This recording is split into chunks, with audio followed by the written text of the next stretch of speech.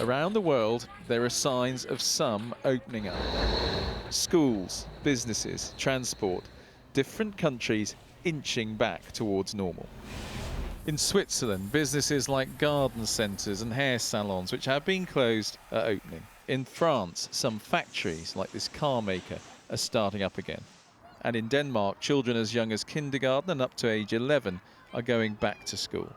Here, schools are shut to all except vulnerable children and those of key workers. But those in charge are having to think about some very practical challenges if they're going to reopen. How many teachers would I need? How do we organise lunchtimes? Are they having to socially distance at break times? Do we have to stagger the breaks and stagger the lunchtimes? There's all kinds of questions which are really quite detailed.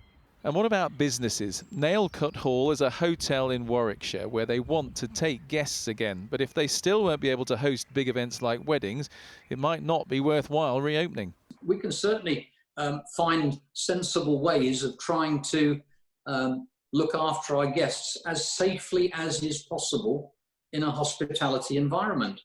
But the real question for us is it going to be economically feasible for us to actually operate that way if our numbers of guests are restricted? Public transport is never shut down, but if the government plan involves a large-scale return to work, then social distancing might be impossible on our buses and trains.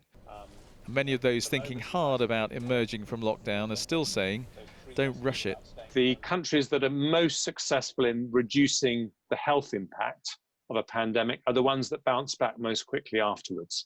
So I think the priority is to make sure that we do everything we can to keep people safe, and that gives us the best chance of bouncing back. The Prime Minister paid tribute to health and social care workers last night. He's promised a roadmap next week for leaving the lockdown. To win applause for that, he's going to have to get right the very difficult questions of just how and, crucially, when. Andy Bell, 5 News.